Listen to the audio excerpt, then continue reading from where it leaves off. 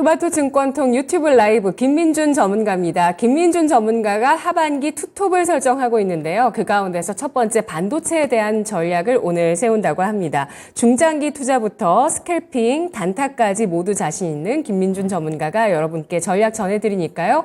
토마토 증권통 유튜브 라이브 들어가셔서 그 내용 살펴보셔도 되고요. 또 내 종목 포트폴리오 안의 종목들 고민거리가 많다 하시는 분들은 지금부터 진짜 쉬운 진단, 토마토 투자 자문의 박준현 운용력과 함께 보시기 바라겠습니다. 먼저 전화 주신 시청자분 만나보도록 할게요. 안녕하세요. 예, 안녕하세요. 수고 네. 많습니다. 반갑습니다, 시청자님. 예, 반갑습니다. 예, 어떤 종목 보유 중이실까요? 에코프로 BM요. 예, 매수가 비중 얼마십니까? 30만 9천 원에 20%예요. 30만 9천 원에 20% 비중 있으십니다. 오늘 에코프로 BM 4.3%의 상승으로 25만 4천 원 종가 기록했습니다. 예. 네, 양극재 기업에 투자를 해주셨는데 20% 정도 손실 입고 계시고 최근에 기관의 매수는 꾸준합니다. 이 종목 궁금하신 점 말씀해 주세요. 예, 앞으로 주식이 제가 나이 많고 주식에 많이 좀 미쳤어요. 그런데 왜 이럴까 싶어서 궁금해가지고 전화 드렸어요. 네, 알겠습니다. 선생님한테 여쭤보려고요. 예, 저희가 전략 전해드리도록 하겠습니다. 예. 에코프로 BM 가지고 수익 보실 수 있는 전략 부탁드릴게요. 운용령님. 예, 시장에 관심이죠. 네. 관심인데,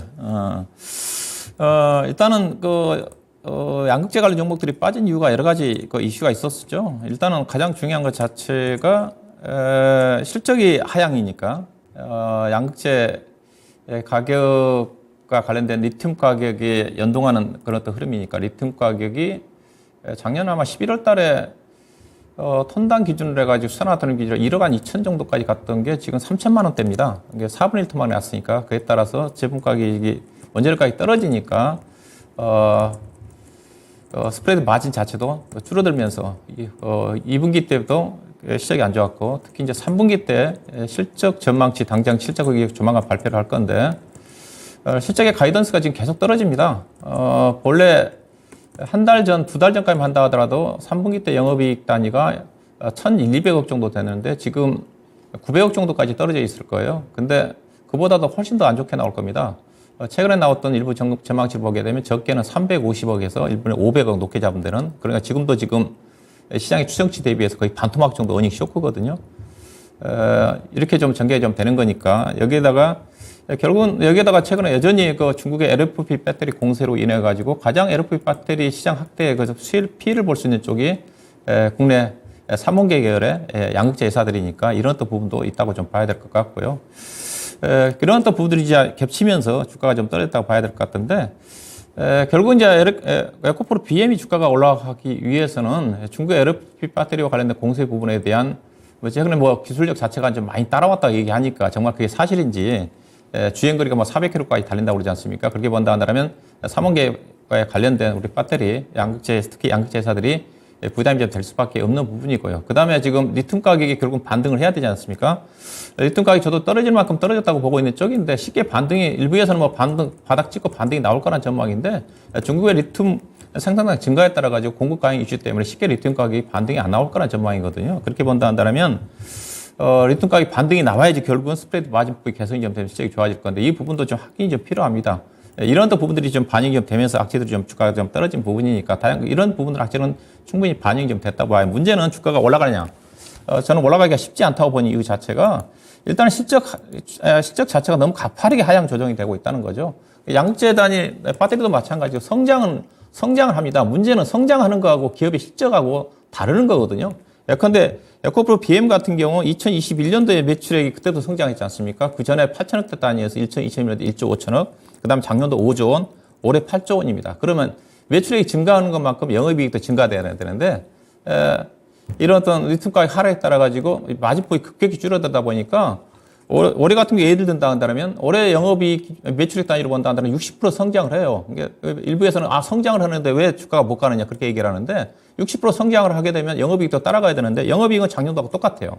현재 전망치 작년도 영업이익이 3,800억인데 올해 실적이 감소되니까 일부에서는 3,600억 정도 일부의 영업이익 자체는 역성장이라는 거죠. 즉 매출액은 60% 성장을 하는데 영업이익은 역성장한다. 그러면 아무리 매출액이 증가해봐야 기업의 가치 측면에서 단기 순이익이 증가되는데 순이익 자체는 정체라는 겁니다. 그러면 주가는 올라가는데 이 부분 자체 기업의 가치 증가가 안 되는 거죠. 이런 어떤 부분들이 양극재에 관련된 종목들이 현재 시장에 유출하게 좀 봐야 될 것 같아요. 그래서 주가는 올라왔는데 시작 자체는 작년도 매출액 성장 대비해서 영업이라든가 단기 수익 자체는 정체니까 주가가 올라가기가 쉽지가 않죠.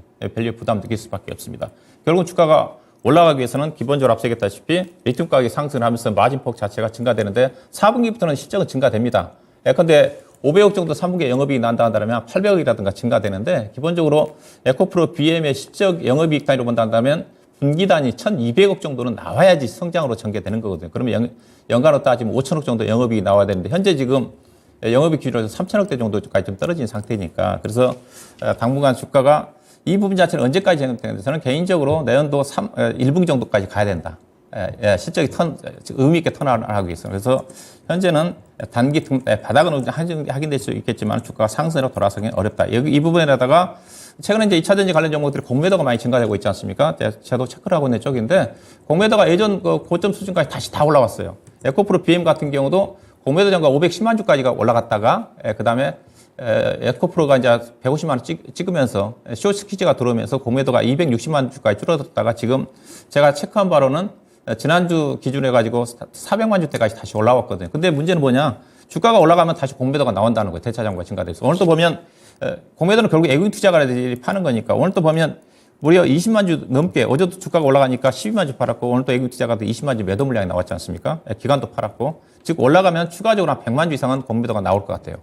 대신 다른 에코프로라든가 그다음에 LNF 같은 경우는 공매도가 거의 풀만큼 찰만큼 찬 것 같아요. 그래서 추가적으로 나오지는 않겠지만 에코프로 BM만큼은 추가적으로 공매도가 올라가면 나올 수가 있을 것 같다. 나오는 가격 자체는 주가가 좀 올라오니까 그래서 탄력 자체는 떨어지지 않게 그렇게 보셔야 좀 될 것 같고요. 그래서 저는 개인적으로 에코프로 BM 자체가 2차전지 소재 쪽에 대장주 성격이어서 관심이 있어가지고 추가 하락은 제한적이지만 위로 올라가기도 쉽지 않을 것 같다. 그런 측면을 좀 보셔야 좀 될 것 같고요. 그래서 일단은 이 종목은 목표 주가가 저는 올해 32만 원 넘어가기 쉽지는 않다고 봐요. 주가는 바닥권에 최근에 20만 원대 22만 원까지 내려왔기 때문에 22만 원과 28만 원 사이에 등락이 전개될 것 같고 만약에 시장이 전개가 좀 되면서 4분기 말이라든가 가게 되면 그때 28만 원, 30만 원 정도 넘어가지 않겠나. 그래서 매매 전략으로서 단기적으로는 그런 부분들이 확인이 좀 필요한 과정이니까 최소한 3분기 실적도 안 좋고 4분기 실적 자체도 의미 있게 턴어라운드가 진행되지 않는 쪽이기 때문에 당분간 올해를 매매 전략 제시된다면 22만 원대 저점이고 28만 원 정도의 에서는 비중 축소, 그다음 32만 원대에서는 매도 이후에 내년도 1분기 이후에 주가가 상승 전환을 하지 않겠는가 그런 관점에서 대응 전략이 필요하지 않겠나 봐야 될 것 같습니다. 네, 손절은 따로 안 하셔도 괜찮고. 예, 그렇죠. 현재 네. 손절은 필요 없을 것 같습니다. 22만 원대는 저는 개인적으로 저점 찍었다고 보고, 즉 등락 구간이다. 22만 원과 28만 원. 예. 그다음에 시장이 좋아지면 32만 원 정도까지는 올해 목표 주가는 염두에 두는 전략 가능하다 그렇게 보시면 될 것 같습니다. 네, 비중을 줄인 이후에는 다시 조정을 받는다면 또 22만 원 선에 매수 가능하겠다는 의견이었습니다. 시청자님. 예. 네, 더 궁금하신 점 있으실까요? 그러면 장기간으로 내년 한 2분까지 가야 되겠네요. 그러면.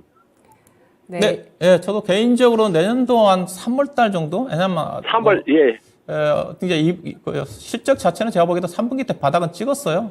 4분기 예. 때 돌아서는데 의미 있게 돌아서지 않다는 거죠. 왜냐하면 리튬 가격 예. 자체가 여전히 약세 구간이기 때문에 그래서 내년 한 1분기 3월 달 정도 가게 되면 그때 이제 32, 3만 원 정도 상승 전환하지 않겠는가. 뭐 그런 쪽에서 3월 달요. 예. 제시해드리고 싶습니다. 예. 네, 내년 봄을 기다려 봐야 되겠습니다. 예. 시청자님. 선생님 고맙습니다. 고맙습니다. 네, 우리 시청자님 31만 원 정도의 매수를 하셨다고 보시면 되는데요. 에코프로 BM 양극재 가격의 급락으로 인해서 마진 주목되고 있습니다. 마진의 어떤 그 부진한 상태가 계속되고 있는 모습이고요. 이러한 것들이 개선되기 위해서는 내년 1분기 정도에 확인을 해볼 수 있을 것이라는 전략이었습니다. 당분간 박스권의 흐름 예상을 하면서 22만 원에서 28만 원 선 설정을 하고 목표 주가는 32만 원 제시했습니다. 다음 시청자분은 유튜브 채팅창에서 스타 챔피언님이시고요. 신신제약을 7,050원에 10% 비중 담으셨습니다. 목표가 대응 전략 부탁드립니다. 라고 글 남겨주셨고요. 오늘 종가가 바로 7,080원 선에 마감됐습니다. 장대 양봉 이후에 아마 양봉이겠죠. 장대봉 이후에 대롱대롱 차트 눌림으로 보고 진입했습니다. 진단 부탁드립니다라고 글 남겨주셨는데요. 우리 그 제작진에서 모기 기피제로 이 제약사를 딱 모기 기피제를 유명 아이템으로 이 제약사를 기억을 하신대요. 예. 여름철의 성수기잖아요. 예. 예. 그래서 신신제약 하게 되면 모기 관련 종목으로 저도 알려지는 쌀을 알고 있는데 요즘 뭐 모기들이 그렇게 많지가 않아서 요즘 극성이던데. 극성인가요? 신신제약 하게 되면 이제 제약회사고 모기 관련 그 기피제로 저도 알고 있는 회사로 알고 있는데 그다음에 신신 혹시 파스와도 관련돼 있지 않나요? 그렇죠. 예, 파스 예. 신신 파스 하게 되면 옛날 저 세대 같은 경우는 많이 사용했던 쪽이니까. 근데 지금 아마 신신파스 잘 사용하지는 않을 겁니다. 이 종목이 이제 테마성 종목으로 움직인 주식이에요. 최근에 보니까 마이크로 뭐 관련해서 뭐 이슈가 좀 되고 있는 쪽인데, 일단은 이런 종목들은 단기 이슈로 접근하셔야 되고요. 다만 회사가 시가총액이 상당히 낮은 회사예요. 업력은 상당히 긴 회사로 알고 있는데, 다만 회사가 보시면 매출액 단위가 거의 600억대에서 거의 지금 정체거든요. 그래서 뭐 성장을 회사는 아니니까 뭐 다른 이슈가 나온다 한다 하더라도 실적 성장으로 이어지지 않습니다. 그렇게 좀 보셔야 될 것 같고, 자본 총계 자체가 600억짜리 회사니까 현재 시가총액 1000억이거든요. 그래서 PBR로 따지면 1.6배 되는 수준이니까 대체적으로 제약회사 같은 경우는 일반 다른 재료가 없으면 PBR 단위 기준에서 1.2배 내지 1.3배 정도가 적정한 가격이거든요. 일단 바이오 신약 개발이라든가 다른 이슈가 없으면 그렇게 좀 보시면 될 것 같고요. 7,050원. 일단은 차트로 봐서는 7,050원에 사셨는데 차트로 봐서는 그런 자체는 나쁘지는 않아요. 좀 상승을 시도하는데 근데 계속 위로 올라가면 윗골을 달고 밀리는 거잖아요. 이건 뭐 짧게 팔고 나와야죠. 이거 가지고 뭐 수익 내기 쉽지가 않습니다. 다만 차트 그림 자체가 양호하니까 일단 손절 가격만 염두에 두시면 될 것 같아요. 6,800원을 이탈하면 매도를 하시고요. 그렇다고 해서 이 종목이 뭐 8,000원 정도 오버슈트 나올 것 같지는 않아요. 6,800원과 매매를 한다면 딱 7,500원 정도 그 사이입니다. 그래서 현재 가격대에서 7,000원대 초반에 사셨는데 수익 내기가 쉽지 않아요.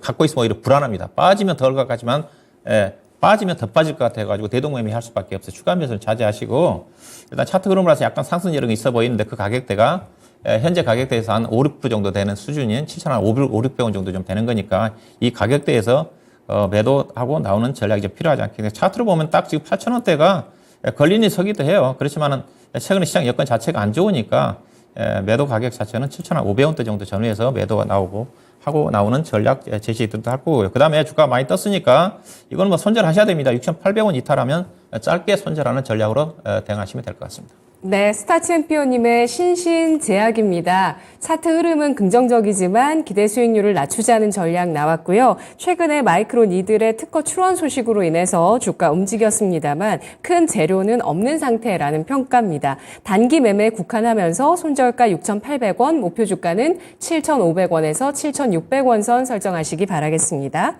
계속해서 여러분의 종목 받도록 하겠습니다. 023255-8200번 전화 주셔서 종목 매수가 비중 남겨주셔도 되고요. 또 유튜브 채팅창 들어오시면 우리 투자자분들의 종목 고민 올라와 있습니다. 내 고민도 더하고 싶다. 이렇게 더해주시면 저희가 실시간으로 보고 또 종목 선별해서 진단해 드리도록 하겠습니다. 다음 시청자분은 전화 주신 분이신데요. 안녕하세요. 예, 안녕하십니까. 네, 시청자님 어떤 종목 있으실까요? 포스코 엠팩, 예. 예, 매수가 비중 얼마십니까? 34,400원에 10%입니다. 34,400원에 10% 비중 있으시군요. 예, 예, 이 종목 20% 넘는 손실 입고 계시고 최근에 하락하다가 오늘 121선 회복하면서 장 마감했습니다. 4% 넘게 상승한 27,800원입니다. 포스코 엠텍 궁금하신 점 말씀해 주세요. 혹시 손절해야 될지, 아니면 추가 매수가 되는지 좀 알고 싶습니다. 예, 알겠습니다. 하락하다가 반등해준 이 시점, 손절가를 정해야 될지 추가 매수할지 전략 주시죠. 이제 포스코 엠텍은 본 사업 자체가 포스코 철강회사의 포장재가 주 사업이지 않습니까? 거의 아마 50% 정도 좀 차지할 거고요. 그 다음에 철강재 첨가제 성격의 그 제품을 일부 좀 생산하는 쪽이니까. 근데 이 종목이 주가가 올라가는 자체가 알다시피 이제 포스코 그룹의 특히 이제 아르헨티나 리튬 염호와 관련된 관련 어떤 수혜주 쪽으로 포스코 그룹주들이 움직이면서 함께 동반 상승한 회사입니다. 제가 보면 어떻게 포스코 그룹의 2차 전지와 관련해 가지고 포스코 홀딩스 같은 경우는 리튬 재료, 그다음에 포스코 퓨체엠 같은 경우는 양극재, 음극재, 그다음에 이제 포스코 인터내셔널 같은 경우는 아무래도 트레이딩 회사니까 관련적인 수혜를 좀 받을 수 있다고 봐요. 그다음에 이제 포스코 DX라는 회사가 있지 않습니까? 옛날에 포스코 ICT라는 회사인데 그 회사 같은 경우도 약간 그 양극재 사업의 진출권이라든가 그다음에 이제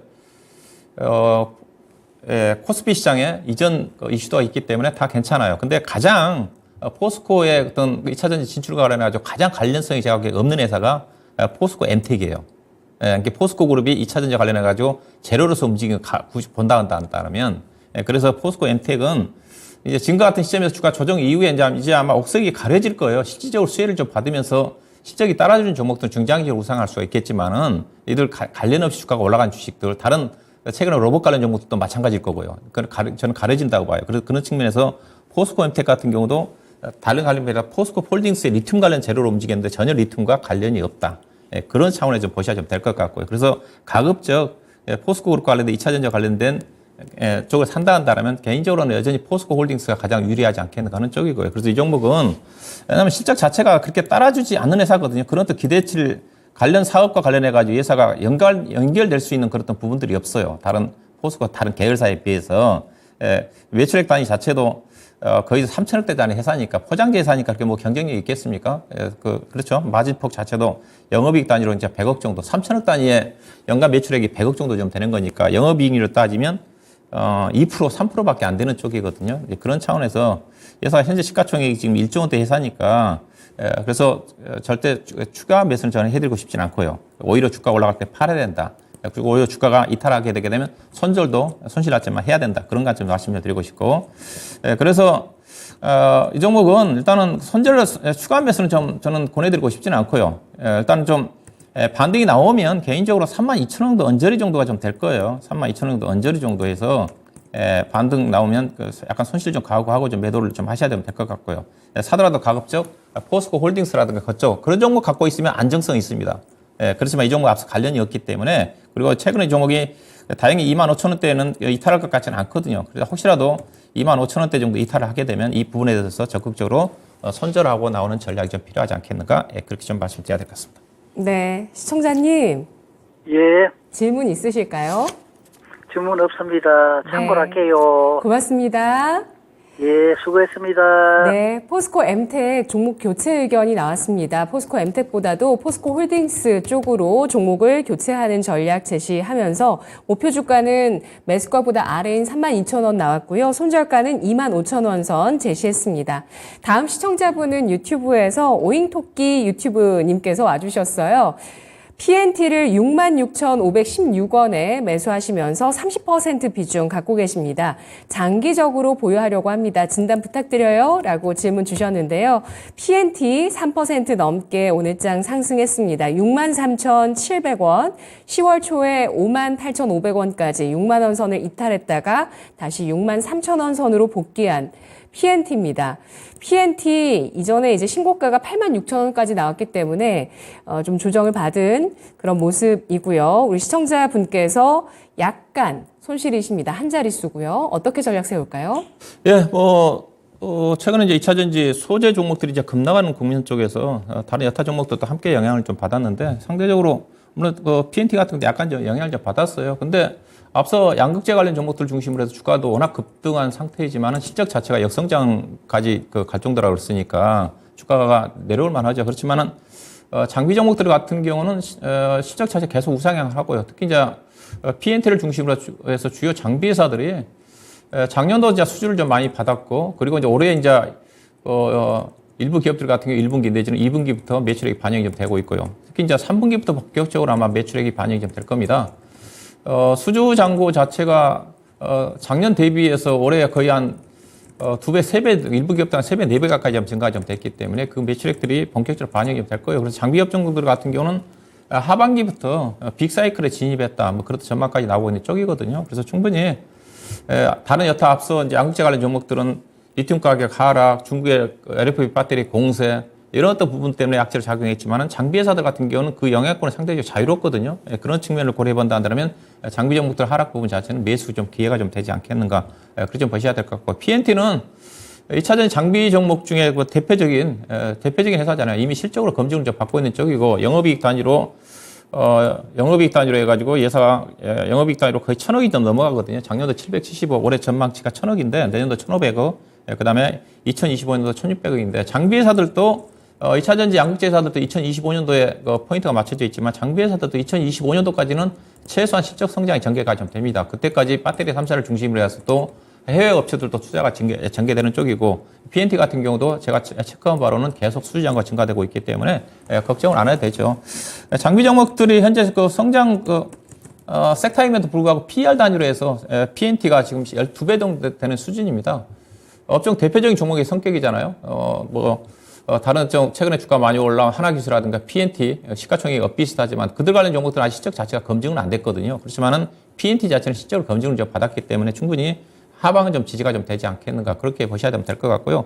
여전히 장비 종목 중에서 대형주 쪽에서는 가장 주가가 지금 싼 것 같습니다. 그런 측면을 본다 한다면 주가는 현재 최근에 6만 원대 정도까지 잠깐 이탈한 적이 있었지만은 현재 가격대는 충분히 저점을 좀 확인한 게 아닌가 그렇게 보시면 될 것 같고요. 장비 종목들을 PER 단위로 본다는 업종 대표적인 종목이니까 이 종목은 최소한 PER 단위 기준으로 본다는 20배 정도까지는 가야 된다고 보고 있는 쪽이거든요. 근데 그렇게 본다 한다면 이 회사가 지금 2025년도 PER 주당 EPS가 5,100원이거든요. 그러면 주가가 250이니까 10만 원 정도까지는 가야 된다는 거죠. 그래서 충분히 중장기적인 목표 주가 자체는 10만 원 정도까지 좀 가능하지 않겠는가. 다만 단기적으로는 현재 기술적으로는 이 종목이 지금 7만 원대에서 6만 8천 원대에 떨어지지 않습니까?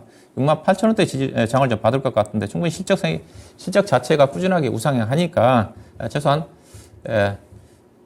8만 원이 지금 고점인데 최근에 고점이 형성됐던 8월 말이죠. 8월 하순에 형성됐던 7만 5천 원 정도까지 목표 주가를 염두에 두시고 중장기적으로는 충분히 8만 원 이상까지 중장기적으로 보유하는 관점에서 대응이 가능하지 않겠는가 그렇게 좀 말씀을 드리도록 하겠습니다. 네. 손절가 없이 역시 대응 가능하겠다는 의견이었습니다. PNT입니다. 장비 수주 모멘텀이 올해 하반기 실적부터 본격적으로 반영되고 있는 구간이고요. 2025년까지 최소 이 기간까지 꾸준한 성장이 예상되고 있습니다.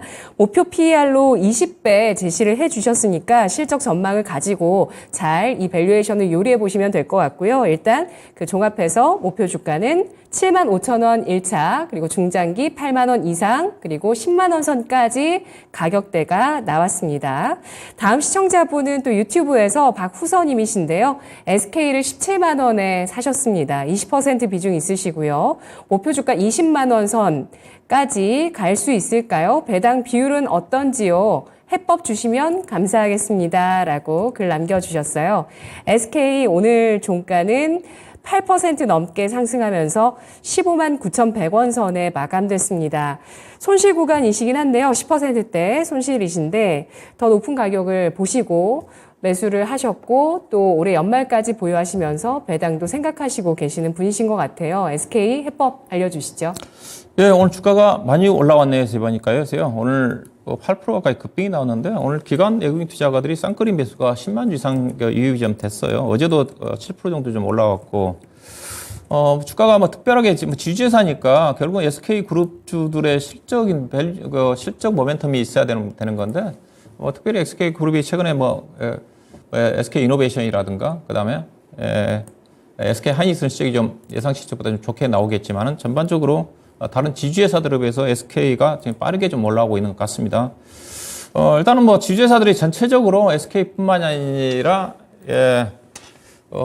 LG라든가 관련된 종목들, 특별히 하나라든가 LS라든가 중견 지주회사 종목들이 다 주가가 좀 싸죠. 지주회사라는 것 자체는 결국은 자회사들의 가치가 반영이 좀 되니까 주당 EPS 실적보다는 주당 순자산 가치가 중요하거든요. 현재 지금 SK의 주당 BPS가 30만 원입니다. 현재 주가가 16만 원대니까 PBR로 따지면 0.5배 되는 수준이죠. 전체적으로 국내 대형 지주회사들의 PBR 단위가 0.45배 정도 됩니다. 이게 적정한 현재 장부가 기준으로 본다 한다면 물론 이제 지주회사니까 비상장 자회사들의 가치가 좀 중요한데 SK 같은 경우는 주요 자회사들이 다 상장이 좀 돼 있기 때문에 자회사 때문에 그렇게 좀 보셔야 좀 될 것 같고요. 그다음에 주주회사들은 그런 또 안정성이 상당히 있죠. 그런 측면에서 이제 배당을 좀 많이 노리고 있는 쪽인데 회사가 작년도 주당 배당 5,000원 정도 했어요. 올해는 이제 SK 하이닉스가 주 자회사가 실적이 적자니까 실적 자체는 떨어질 겁니다. 그래서 작년 이상의 더 배당을 좀 안 할 것 같고요. 그렇다 하더라도 작년 수준에 5,000원 정도 감안하면 배당 수준으로 따지면 약 3% 정도 언저리 정도 되는 거니까 나쁘지는 않다고 좀 봐야 될 것 같고요. 일단은 이거는 배당보다는 주가가 좀 올라왔기 때문에 저는 개인적으로 한번 파는 매매도 좀 필요할 것 같아요. 17만 원대 약간 손실 구간이 있지만은 다른 어떤 종목들에 비해서 빠르게 올라왔거든요. 빠르게 좀 올라와서 기술적으로 본다 한다면 우리 시청자님이 17만 원대 사셨다고 그랬었는데 딱 보니까 16만 원에서 17만 원 사이에 강한 매물층이 좀 많이 포진이 좀 돼 있네요. 여기를 좀 돌파하기는 조금 좀 오늘 뭐 수급이 좀 괜찮지만 여기는 상당히 좀 부담스러울 것 같습니다.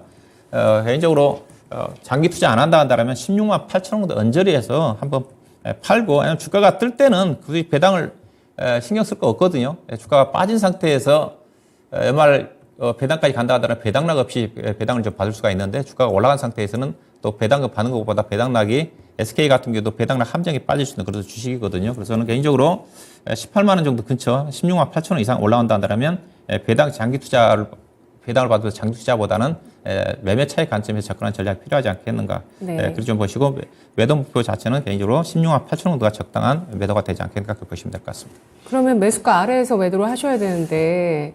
팔아야죠. 그래서 예. 왜냐하면 이거 특별한 이유 없이 주가가 SK그룹 주가가 지주자 성격이기 때문에 주가가 여기 올라가기 쉽지 않습니다. 이 주가 자체는 지금 종합주가지수 기준으로 따지면 현재 주가 SK 주가 자체는 지금 21동 평균선 위에 있지 않습니까? 지금 종합주가지수가 21동 평균선 2,480이에요. 근데 이 종목은 21동 평균선이 SK 주가는 14만 6천 원입니다. 근데 그보다도 지금 주당 13,000원 위에 올라와 있어요. 만약 추가적으로 올라간다 그러면 종합주가지수가 훨씬 올라가는 쪽인데 앞서 얘기했다시피 SK그룹의 자회사들의 특별하게 실적 자체가 좋아지지 않는 상태에서 SK 주가 자체가 다른 여타 국내 주요 대형 지주회사에 비해서 싸지는 않거든요. 그렇게 본다 한다면 미련 없이 제가 보기엔 17만 원대 이상에서는 전후에서는 팔아야 되는 가격이다. 그렇게 좀 봐야 될 것 같습니다.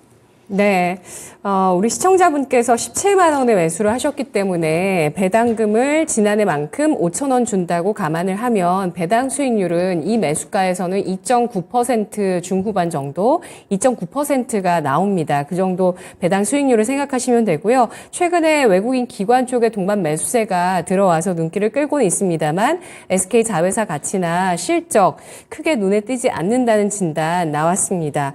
목표가가 16만 8천 원 선 제시됐는데요.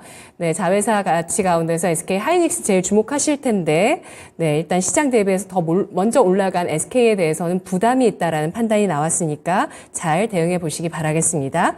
다음 시청자분은 유튜브 채팅창에 가을향기 님이십니다. S1을 57,500원에 15% 비중 가지고 와주셨고요. 앞으로 전망 궁금합니다. 진단해 주세요. 라고 글 남겨주셨습니다. S1 오늘 종가가 0.35%가 상승한 강보한 마감으로 56,800원 기록했습니다. 시장이 하락할 때 이 종목은 굳건했습니다. 크게 조정을 받지 않았고 배당 수익률도 현재 주가로 봤을 때 4% 눈에 띄고 있는데 어떻게 대응할까요? S1은 이제 보안 쪽이니까 초기 단계에서는 이 보안 산업 자체가 엄청 성장 산업이었거든요. 그래서 상당히 주목을 받았습니다. 그래서 네. 성장 초기 단계 때 이 종목이 상당히 오버시팅이 많이 나왔어요.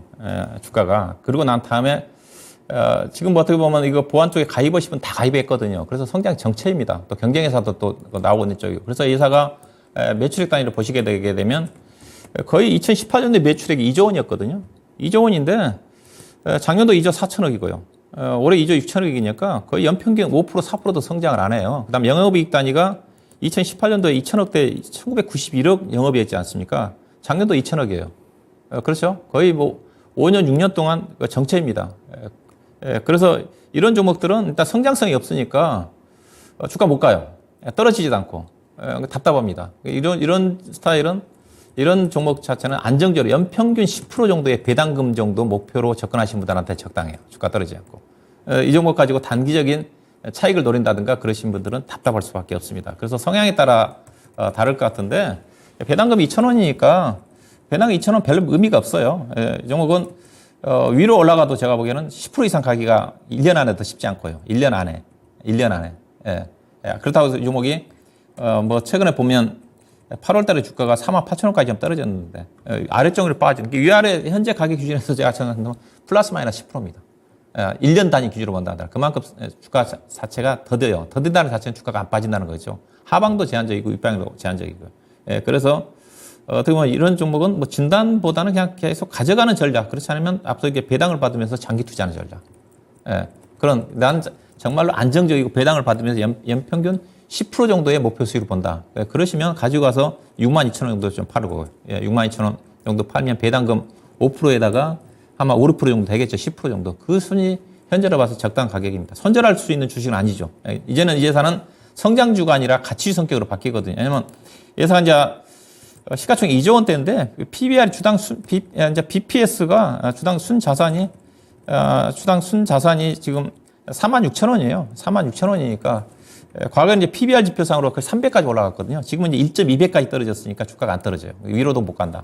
그런 관점에서 짧은 등락이다. 그렇게 좀 보셔야 될 것 같습니다. 네. S1 성장 정체기에 들어선 답답한 주가 흐름이라는 분석입니다. 가치주 투자법으로 대응할 종목으로 보고 있고요. 배당을 받으시면서 장기 투자를 하시거나 또 배당을 노림과 동시에 62,000원 선까지 갔을 때는 매도하면서 또 다시 보는 전략으로 이 종목 대응하자는 의견이었습니다. 다음 시청자분은 유튜브에서 김용희 님이시고요. 사막 콘덴서 48,000원에 사셨습니다. 10% 비중이시고요. 8만 원에 10%를 매도한 이후에 보유 중이시라고 합니다. 다시 오를 수 있을지 궁금하다고 글 남겨주셨어요. 사막 콘덴서 오늘 0.86% 상승한 35,350원 기록했습니다. 네, 8만 원에 파신 건 정말 잘 하셔서 수익을 보셨는데 현재로서는 다시 손실폭이 또 커져 있는 모습입니다. 다시 오를 수 있을까요? 네, 8만 원 얘기 나오니까 이 종목이 이제 8만 원 올라갈 때가 아마 MLCC 가격이 이제 급등할 때였거든요. 2018년도 정도 되는 것 같네요. 그렇죠? 8만 원 2018년도에 보니까 11만 원 얘기가 나왔었는데 이때 이제 MLCC 가격이 급등하면서 이때 이제 삼성전기도 함께 주목을 받았던 주식이라고 봐야 될 것 같은데요. 지금 MLCC 가격 자체가 지금 워낙 안 좋거든요. 그래서 삼성전기도 주가가 올라가기 위해서는 결국 MLCC 가격 자체가 가장 중요한 상승 포인트인데 삼성전기도 그래서 시적 자체는 나쁘지 않겠지만 MLCC 가격 자체가 여전히 낮은 수준이기 때문에 주가 자체가 부진하다고 좀 봐야 될 것 같고요. 다만 이제 사막 콘텐츠 같은 경우 중소형 종목이다 보니까 MLCC 가격이 좀 반등하는 시점에서 상당히 탄력적으로 움직임이 시작이 됩니다. 밸류 자체는 그렇게 매력적이진 않아요. 시적 자체는 이미 좀 바닥은 좀 찍었다고 봐요. MLCC 가격도 추가적으로 IT 업황 자체가 이제 서서히 반도체를 중심으로 해서 좀 회복되려고 하는 그런 부분이기 때문에 서서히 MLCC에서 가격 체크는 해보진 않았지만 아마 시적 자체는 턴어라운드가 진행이 될 겁니다. 그래서 이 회사가 2018년도 MLCC 가격이 급등할 때 영업이익 800억 나왔잖아요. 그 당시 매출액 2,700억 단위에서 영업이익 800억 나왔으면 영업이익이 무려 30%였거든요. 근데 현재는 지금 매출액 단위는 그때와 똑같은데 가격이 떨어지다 보니까 영업이익률이 당시 30%인데 지금은 영업이익률이 10%대까지 뚝 떨어졌거든요. 그래서 영업이익률 IT 회사가 업황이 안 좋은데 영업이익이 11%라 상당히 괜찮은 겁니다. 업황이 좋아서 약간 영업이익률이 좋을 때 30%까지 올라갔으니까 20%까지만 올라간다 한다 하더라도 영업이익 단위가 현재 300억짜리가 600억 정도까지 급격히 좋아질 수가 있겠죠. 근데 그 부분 자체는 시간이 좀 필요하지 않겠나 봐야 될 것 같고요. 올해 작년도에 실적 자체가 300억대 바닥을 어느 정도 찐 것 같고요. 올해 이제 330억 정도로 예상을 좀 하는데 주가 자체는 뭐 떨어질 것 같지는 않습니다. 회사가 부채도 없는 회사거든요. 27% 부채비율 27% 되는 회사니까 하방은 걱정 안 하셔도 될 것 같아요. 주가 자체가 최근에 실적이 약간 MLCC 가격 부진 부분 자체가 주가에 반영이 되면서 3만 원 4,000원대까지 좀 내려왔는데 바닥은 대체적으로 나온 게 아닌가 생각이 좀 되고요. 다만 의미 있게 반등 나오기는 좀 어렵다. 8만 원대는 상당히 개인적으로 8만 원 기대하기 위해서는 2025년도 정도 가야 되지 않겠는가 생각이 좀 되고요. 현재로 봐서는 낙폭과대에 따른 자연스러운 반등의 가능성을 염두에 두시고 접근한 전략이 좀 필요할 것 같고요. 현재 규율적으로 본다 한다면 반등 목표 자체가 38,000원이에요. 짧게. 의미 있게 반등 안 나옵니다. 그래서요. 38,000원 때부터 매물층이 상당히 두텁게 좀 포진되어 있기 때문에 여기가 딱 적정하게 매도할 수 있는 가격이에요. 현재 밸류 자체도 올해 예상 실적 기준 PER 단위로 지금 13배거든요. 주가가 한 10% 정도 올라간다 한다면 14배, 15배 되는 수준이기 때문에 현재로 봐서는 또 62일동 평균선도 내려오고 있고 120일동 평균선도 내려오고 있기 때문에 이 가격대에 38,000원 정도가 짧게 보면 단기 매도 목표가 좀 되지 않겠다. 다만 우리 시청자님이 8만 원대 생각하셔가지고 38,000원대 쉽게 팔 것 같지는 않은데요. 오늘도 48,000원대 사셨고, 그래서, 비중이 10%밖에 안 되니까, 오히려 좀 주가 떨어진다 한다면, 앞서 제가 재무내역 자체가 탄탄하기 때문에 하방은 지지가 될 거라고 그랬으니까, 만약 33,000원대 정도, 5, 600원 정도 내려온다 한다면 10% 정도 추가 매수하셔가지고 단가를 좀 낮추면 충분히 손실 좀 줄이면서 좀 나올 수 있지 않겠는가, 뭐 그런 관점에서 짧게 대응 전략을 제시하도록 하겠습니다. 네, 사막 콘덴서 전망으로는 MLCC 업황 회복에 대한 기대감 나올 수 있을 것으로 보고 있는데요. 다만 당분간은 기대를 낮추고 대응하는 전략으로 제시됐습니다. 목표가는 38,000원이고요. 33,000원에 10% 추가 매수 가능하다는 의견이었습니다. 자, 이렇게 해서 오늘 여러분의 종목 진단을 해드렸고요. 내일장의 공략 포인트 알아보도록 하겠습니다. 내일은 CPI 반영되고요. 또 금요일장입니다. 어떻게 대응할까요? 예, 뭐 앞서 서두에 잠깐 좀 말씀드렸는데요. 현재 시장 자체가 여러 가지 대내적인 악재들이 많이 반영이 좀 됐거든요. 해외적으로 따지면 시장 자체가 9월 중순부터 떨어졌지 않습니까? 9월 아마 18, 20일부터 떨어졌거든요. 그때 네. 이제 미국 시장 자체는 이제 FOMC 매파적인 발언이 나오면서 떨어졌고, 우리 시장 자체는 이미 이틀 전부터 좀 떨어졌어요. 떨어졌던 건데, 결국 이제 고금리 정책 자체가 상당히 진행됐다는 것 자체가 악재로 좀 부각이 좀 됐고, 그 다음에 대외적으로 본다 한다면 중동 사태가 좀 터졌던 부분 자체가 부담으로 작용했다고 봐야 될 거고, 국내는 수급적인 이슈가 상당히 컸거든요. 명절 전후에 가지고 오랫동안 쉬었던 부분들이 FOMC의 또 외파적인 발언과 겹치면서 떨어졌다고 봐야 될 것 같은데, 일단은 9월 중순에 하락 요인이었던 연준의 외파적인 발언 부분 자체는 결국은 중동 사태로 인해 가지고 연준 위원들 발언 자체가 조금 이제 경기에 신경을 쓰는 쪽으로 바뀌었지 않습니까? 그러니까 오히려 그래서 중동 사태 자체가 저는 오히려 전화 유복의 계기가 됐다, 주식시장에서. 그렇게 얘기하고 있는 쪽이거든요. 네.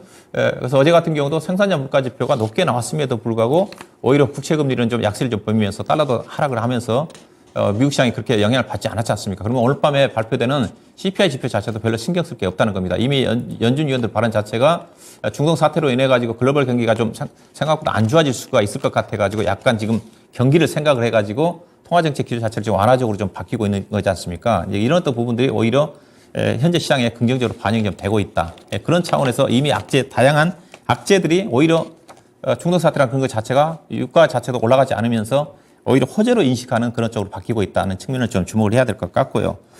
그 다음에 이제 국내적으로 또 따지면 실적들이 상당히 양호하게 나옵니다. 삼성전자, LG전자, LG 에너지 솔루션 자체가 불과 실적 발표 2, 3일 전까지만 한다 하더라도 시장 예상치가 상당히 안 좋았거든요. 근데 오히려 시장 예상치와 반대로 서프라이즈가 나오고 있는 거거든요. 이런 어떤 부분도 긍정적인 요인을 좀 봐야 될 것 같고요. 다만, 기술적으로 본다 한다면, 지난주 이 시간에 주가가 많이 떨어져서 역대급 낙폭 과대로 오지 않습니까? 규칙적 지표상으로. 근데 그 역대급 낙폭 과대 이격 자체가, 코스닥 이격 자체가 91.3까지 떨어졌거든요. 코스피 같은 경우는 93까지 떨어졌는데, 1년에 한 번 떨어질까 말까 할 정도로 떨어진 상태가 이제 오늘까지 반등이 나오면서 낙폭 과대 반등은 어느 정도 마무리가 됐어요. 기술적 지표상으로.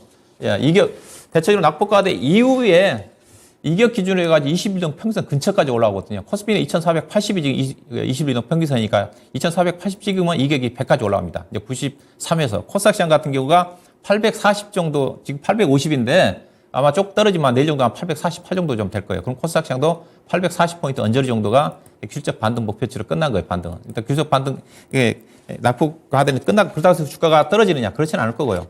이제 시험시험 가면서 저점 상향 통해서 완만하게 상승 흐름이 좀 전개되지 않겠나 좀 봐야 될 것 같고요. 최근에 코스피 시장 같은 게 수급의 주체는 외국인 선물입니다.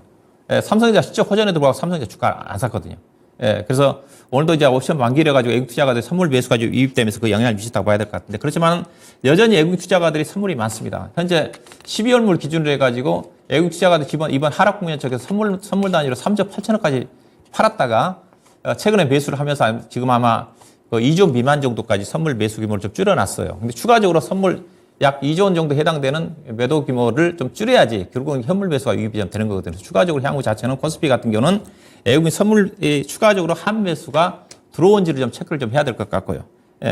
그리고 거래대금 자체가 여전히 부진합니다. 오늘 같은 경우도 어제도 그렇고 오늘도 그렇고 거래대금 자체가 거의 늘어나고 있지는 않는 상태거든요. 거의 코스피 같은 경우는 7조 원 정도 수준의 거래대금이거든요. 코스닥 같은 경우도 7조, 8조 원 정도 안 되는 수준이기 때문에 이제부터는 단기 낙폭 과대에 따른 반등 이후에는 결국 거래량이 좀 증가가 좀 돼야 되는 거니까 외국인 선물 함매수 여부와 거래량 증가 여부 자체가 체크가 좀 돼야지 추가적인 상승 여력이 전개되지 않겠나 봐야 될 것 같고요. 대응 전략으로 따지면 일단은 코스피는 실적에 이제 포커스를 맞춰야 될 것 같고요. 실적 호전 종목 중심의 장이니까 코스닥 시장은 낙폭과대 관점입니다. 왜냐하면 실적 자체가 별로 의미가 없으니까 낙폭과대 그다음에 이슈가 휴반되는 이제 종목 중심으로 다시 돌아오지 않겠는가. 왜냐하면 지수가 쉽게 상승이 쉽지 않은 것 자체가 지금 고객 예탁금이 최저입니다. 46조 원 가까이 떨어졌고요. 그다음에 코스닥 시장이 반도폭이 클 수밖에 없는 것 자체가 이번 하락 국면 쪽에서 연휴 기간 동안에 몰려있던 신용 물량 자체 왕창 털리면서 신용 물량 자체 급감했습니다. 이 물량이 상대적으로 가벼우면서 움직일 수 있는 것 자체가 현재 코스닥 시장의 유가증권 시장의 고객 예탁금 자체가 워낙 안 좋은 수준이기 때문에 결국은 코스닥 시장 중심의 낙폭보다 중소형 종목들의 수익률 게임이 좀 유리하지 않겠나 좀 봐야 될 것 같고요. 결국은 실적으로 본다 하더라도 코스피는 IT 자동차인 것 같고요. 그다음에 2차전지, 그다음 코스닥 시장은 2차전지. 실적 자체는 안 좋지만 여전히 낙폭과대 관점이기 때문에 그다음에 반도체는 AI 반도체, 그다음에 실적 쪽에 의료기기, 그다음에 엔터 관련 종목도 시장은 좋은데 주가 좀 많이 떨어졌거든요. 관련 종목 쪽에 선별적으로 이제는 종목에 집중을 할 필요가 있지 않겠나 봐야 될 것 같습니다. 네. 자, 지금 뭐 대내외적인 악재가 반영이 되면서 일단 뭐 반대 매매로 인한 물량도 털리는 과정이 있었고요.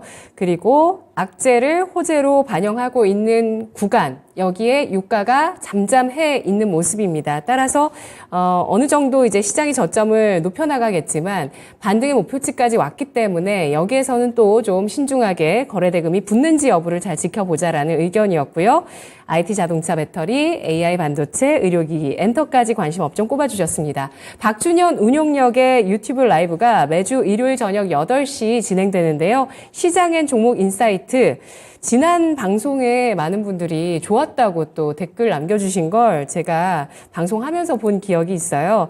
주말 휴일 보내고 나서 또 많은 고민들을 이 시간에서 또 해결하시는 것 같은데요. 이번 주 또 일요일에 저녁 8시 방송 있으니까요. 잊지 마세요. 운용력님 분석 고맙습니다. 네, 고맙습니다. 지금까지 투자 판단에 도움드릴 수 있는 내용들 알아봤습니다. 다만 주가의 상승과 하락을 보장하지 않는다는 점 유의하시면서 투자하십시오. 내일 장 마감 이후에 금요일 장 마감 후 오후 4시에 뵐게요. 고맙습니다.